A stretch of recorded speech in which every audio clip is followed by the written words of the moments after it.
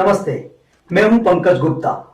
सलाम जिंदगी की इस सीरीज में हम आपको ऐसे लोगों की कहानियों से रूबरू करवा रहे हैं जिन्होंने शून्य से शिखर तक का सफर तय किया है। तो चलिए सलाम जिंदगी के इस सफर में मिलते हैं हमारे आज के मेहमान से, जिनका नाम है सुधीर कुमार। सुधीर कुमार बिहार के झौवारी गांव में जन्मे। पढ़ाई करके आर्मी में जाने का अपना सपना पूरा करने के लिए वो बचपन में ही घर से भागकर दिल्ली आ गए। दिल्ली में शुरुआती शिक्षा के बाद उन्होंने master of social work in counselling की डिग्री हासिल की। सुधीर आज कराटे और किक बॉक्सिंग में सेकेंड डन ब्लैक बेल्ट हैं। वो एक सफल मार्शल आर्ट कोच के साथ साथ एक नेशनल लेवल के रेफरी और जज भी हैं। सुधीर, आपका बहुत बहुत स्वागत है हमारे शो में जिसका नाम है सलाम जिंदगी। Thank you so much Pankaj. तो शुरू करते हैं। तो सुधीर, आप ये बताओ कि आपने अपना घर कब छोड़ा? मैं अपना घर 1997 में छोड़ दिया था। अच्छा, हाँ जी। क्यों छोड़ा था? एक्चुअली हुआ क्या था, मेरे गांव में जो पावरफुल लोग थे वो हर समय कमजोर लोगों को दबाने की कोशिश करते थे और काफी बार उनकी लड़ाइयाँ झगड़ा होता था, लड़ाई हो जाता था, झगड़े हो जाते थे। तो वो सब मैं देखता था। तो मुझे लगता था कि मैं कैसे ऐसे लोगों की मदद कर सकूं जो कमजोर है। एक बार सेना हमारे देश में आया था, आर्मी, इंडियन आर्मी। ओके। मैंने उनको देखा, लोग बाग उनके बारे में बताते थे कि ये हमारे देश की सेवा करते हैं और हमारे देश की एनिमी से लड़ते हैं। ऐसे लोग जो दूसरों के ऊपर जुल्म ढाते हैं या ऐसे लोगों से ये निपटते हैं। तो मुझे लगा क्यों नहीं मुझे बनना चाहिए कि मैं ऐसे लोगों की मदद करूं और अपने देश की भी सेवा कर सकूं। तो वहां से मुझे है कि यार मैं आर्मी बनूंगा कैसे, क्योंकि मैं तो स्कूल जा नहीं रहा हूँ। अच्छा, आप पढ़ता नहीं था? पढ़ता नहीं था, मतलब स्कूल नहीं जाता था मैं। Okay. एक घर में था कि घर के पास था कि ट्यूशन पढ़ता था मैं। कोई था मेरे रिलेटिव में जो मुझे free of cost no tuition पढ़ाते थे। अच्छा। बट माहौल ऐसा नहीं था कि मैं स्कूल जा सकता था। तो ये अपॉर्चुनिटी मैं ढूंढने की कोशिश करता था कि काश मुझे कोई अपॉर्चुनिटी दे या कहीं से भगवान मुझे दे दे अपॉर्चुनिटी कि मैं अपनी ड्रीम को पूरा कर सकूं। आर्मी में जाने का ड्रीम? आर्मी में जाने के लिए। ओके। कुछ दिन बाद हुआ कि मेरे एक फ्रेंड्स गांव आए। अच्छा। और उनके साथ उनके एक दोस्त भी आए। वो मेरे पहले दोस्त हुआ करते थे बचपन में। जब वो आया तो मैं उनसे मिला। उन्होंने मुझे सलाम बालक ट्रस्ट के बारे में बताया। अच्छा। उन्होंने कहा कि मैं सलाम बालक ट्रस्ट में पढ़ता हूँ। ओके। तो मेरे दिमाग में आया कि यार ये सलाम बालक ट्रस्ट में पढ़ता है, शायद मैं भी पढ़ सकता हूँ।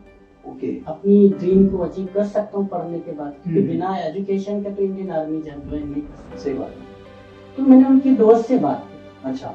तो उनके दोस्त ने कहा हाँ जा सकता है। उन्हें कैसे? उन्होंने मुझे सलाम बालक ट्रस्ट का एड्रेस दिया। अच्छा। कि आप जा सकते हो। तो एक मैंने उनसे बात की कि जिस दिन आप जाओगे ना, आप अविनाश को मत बताना। ओके। कि मैं आप लोग के साथ आ रहा हूँ, सिर्फ आपको बता रहा हूँ, जब आप निकलोगे तो आपको मैं फॉलो करूंगा। ओके। तो जैसे वो निकला, उनको हमने फॉलो किया। जिस ट्रेन में वो लोग बैठा उसी ट्रेन में हम लोग बैठ गए। आप ट्रेन में चढ़ गए? फिर आगे? फिर दिल्ली आए, दिल्ली पहुंचे। तो जब मैं दिल्ली आया तो मेरे लिए एक अलग ही दुनिया, ऐसी दुनिया की मुझे लग रहा था कि मैं कहाँ आ गया। तो छोटे बच्चे मिल गए। मैं वहां देखा एक छोटा बच्चा ना बोतल को कलेक्ट कर रहा था। खाली बोतल पानी पानी का होता है ना, उसको कलेक्ट कर रहा था, बोरी में डाल रहा था। ओके। तो मैंने उसको बोला यार एक चीज बताओ, मुझे आप बता सकते हो कि सलाम बालक ट्रस्ट कहाँ है? अच्छा, उससे पूछा आपने? हाँ, उससे पूछा। कह रहा हाँ बता सकता हूँ मैं। कह रहे कि तुम जाना चाहते हो? हाँ यार मुझे जाना है। तो उसने मुझे रास्ता बताया कि यहाँ से ऐसे करके गली में जाना, सलाम बालक ट्रस्ट होगा, चांदी वाली गली पूछ लेना। अच्छा। जैसे वो ऑफिस में गए, उन्होंने सवाल पे सवाल शुरू कर दिए। कैसे आए तुम, कहाँ से आए तुम, क्यों आए तुम? तो सारी चीज मैंने उसको बताया। मैं गांव से आया हूँ, क्यों आया, पढ़ने के लिए आया हूँ। तो अच्छा, सब चीज पूछने के बाद उसको लगा कि ये बच्चा सच में भाग करके आया, उनको बिलीव हो गया। ओके। एक हफ्ते बाद मेरे शायद पेरेंट्स से फोन पे बात हुई। अच्छा। मेरे बड़े भाई और पापा जो था वो सलाम बालक ट्रस्ट में आ गए थे मुझे ढूंढते हुए। अच्छा। मुझे समझाया कि घर चल लो। तो कोशिश थी कि मैं वापस आ जाओ, आप चले जाओ, गांव चला जाऊं, क्योंकि गांव में मेरे अलावा कोई और टेक केयर करने वाला, जो मवेशी थे मेरे और छोटे भाई बहन थे उनको करने वाला कोई नहीं था। तो उनकी कोशिश था कि ये घर वापस चले जाए। तो एक दो बार स्टाफ भी बोला कि नहीं, तुम्हारे माँ बाप आए, चले जाओ, मुझे नहीं जाना। मतलब एक ही शब्द निकलता था, मुझे नहीं जाना। और रीजन ये था कि यहाँ पे मैं कुछ बन सकता हूँ, कुछ बन सकता था। जब गांव में वो चीज नहीं हो सकता था। एजुकेशन वहाँ अच्छा देखा मैंने, वहाँ रह करके कुछ दिन में, कि बहुत अच्छा डिसिप्लिन था वहाँ पे। टाइम पे उठाना, टाइम पे बच्चे उठते थे, टाइम पे ब्रेकफास्ट मिलता था, बहुत हेल्दी फूड्स मिलते थे। फिर दोपहर में उनका खाने का टाइम शेड्यूल बहुत अच्छा था, मुझे बहुत पसंद आया। फिर मुझे लगता है 3 महीने बाद फिर उन्होंने मेरा एडमिशन करा दिया। ओके। क्योंकि मैं थोड़ा बहुत गांव में ऑलरेडी पढ़ता था, तो मुझे पढ़ने में बहुत इंटरेस्ट था। तो मैं डिसिप्लिन फॉलो करता था, टाइम पे पढ़ता था, मैं उठ के टाइम पे खुद ही उठ जाता था मैं। तो उनको लगा कि बच्चा कुछ कर सकता है। ओके। स्टाफ तो मेरे एडमिशन स्कूल में डाल दिया। तो मेरा एडमिशन फर्स्ट क्लास से स्कूल में करा दिया। अच्छा। फिर स्कूल जाना शुरू कर दिया, पढ़ाई करा। और सबसे अच्छी बात है, जब मैं स्कूल ज्वाइन किया तो कुछ दिन बाद में कराटे क्लास भी ज्वाइन कर ली। मैं कि मुझे आर्मी में जाना है, तो मैं कहीं से फेलियर नहीं बनना चाहता, कि मुझे कोई भी चीज रिस्ट्रिक्शन ना आए कि मैं आर्मी में ना जा पाऊँ, कोई रुकावट नहीं आना चाहिए। फिर 10वीं किया, 10वीं के साथ मैंने ब्लैक बेल्ट भी क्लियर कर लिया। अच्छा। हाँ। तो 10वीं में क्या हुआ, मैंने कहा कि मुझे आर्मी बनना है, तो अब मुझे आर्मी की लिए प्रोसेस में डालना, कैसे क्या कर सकते हैं। मैंने पता किया सब कुछ, तो मैं आर्मी ज्वाइन नहीं कर सकता था। क्यों?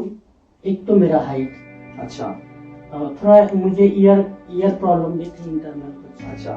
तो जब मुझे ये पता चला कि मैं आर्मी लायक नहीं हूँ, जा नहीं सकता, मैं बहुत स्ट्रेस हो गया। अच्छा। बहुत दुखी हो गया था, मैं खूब रोया, होपलेस भी हो गया था। अच्छा। मेरे कोच ने एक इंटरव्यू में कहा था कि सुधीर एक अच्छा कोच बन सकता है। अच्छा, कोच ने कहा था? कोच ने कहा था। तो न्यूज़पेपर में भी छपा था, मैंने पढ़ा तो मुझे बड़ा अच्छा लगा। अच्छा, तो कोच बन सकता हूँ, चलो आर्मी नहीं बन सकता तो मैं कोच बन सकता हूँ। एक दूसरा रास्ता खुल गया। अच्छा। और मेरी जर्नी वहीं से, फिर आप सिखाने लग गया। तो फिर आप बाहर भी सिखाते थे सिर्फ सलाम? हाँ, जब मैंने वहाँ स्टार्ट किया तो फिर मेरे कोच ने मुझे असिस्टेंट में, अपने असिस्टेंट कॉन्फिडेंस भी बढ़ गया होगा। हाँ, वो असिस्टेंट में मुझे रख लिया। अच्छा। तो वो कई स्कूल्स में वो मुझे भेज देते थे सिखाने के लिए। अच्छा। सुधीर, आप मार्शल आर्ट कोच हो, बच्चों को सिखाते हो, ट्रेनिंग देते हो, बहुत सफल हो आप अपने फील्ड में, तो ये सफलता कैसे मिली? मैं ऑलरेडी कराटे में बहुत एक्सपर्ट था मैं, और अच्छा खेलता था, कई बार नेशनल खेला, स्टेट खेला, इंटरनेशनल खेला। ओके। तो एक अपॉर्चुनिटी मुझे दिया गया सलाम वाला, आप हमारे बच्चों को सिखाए, वहीं से मेरी जर्नी स्टार्ट हो गई। तो इसके लिए आपको कुछ अलग से कुछ मेहनत करनी पड़ी, कि अलग से हार्ड वर्क करना पड़ा, क्या जो पहले सीख लिया था वही काम आया? वही काम आया। अच्छा। वही ट्रेनिंग जो मैंने किया था, ट्रेनिंग किया था, वही मेरे काम आया। लेकिन अभी भी तो उसका काम तो करना पड़ता होगा। हम लोग को ट्रेनिंग में रहना पड़ता है, प्रैक्टिस खुद का भी करना पड़ता है, ताकि हम बच्चों को करा सके अच्छे से। सुधीर, आपके काम को लेकर के फ्यूचर में क्या प्लान है?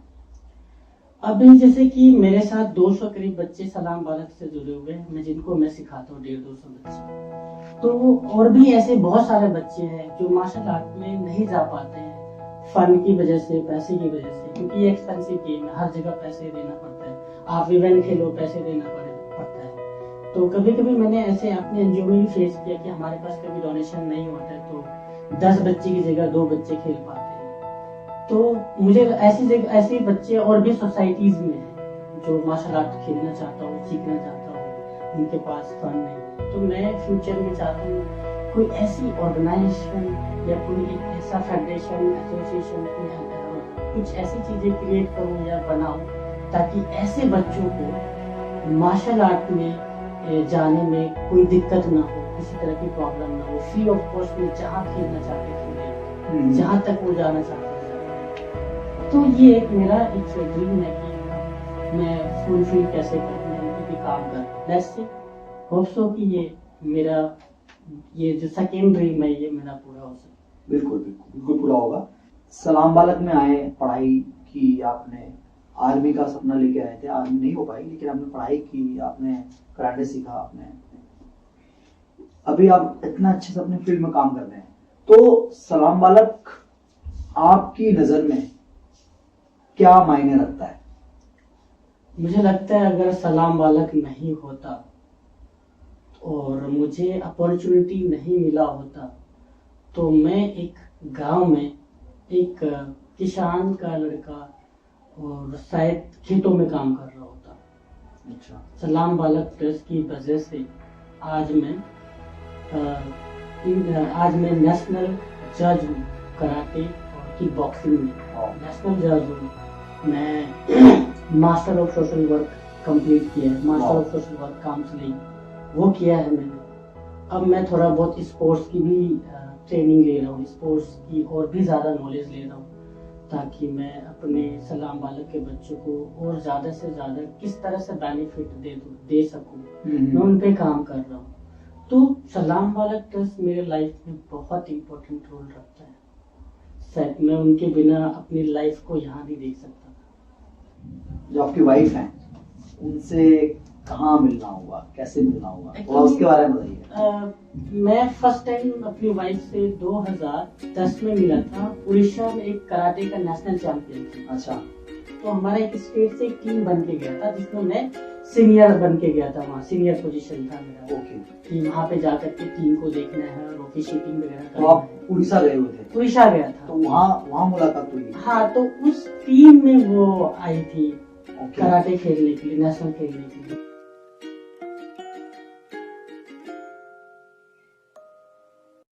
जिस तरह आपका बचपन बहुत मुश्किल भरा रहा, ऐसे कई सारे लोग हैं, कई सारे बच्चे हैं जो अभी भी सड़क पे हम देख सकते हैं, है ना, या रेलवे स्टेशन पे हैं, फुटपाथ पे हैं। इस तरह के बच्चों को जिनको मदद की ज़रूरत है, उनके लिए हमारी गवर्नमेंट को या हमारी सोसाइटी को क्या करना चाहिए?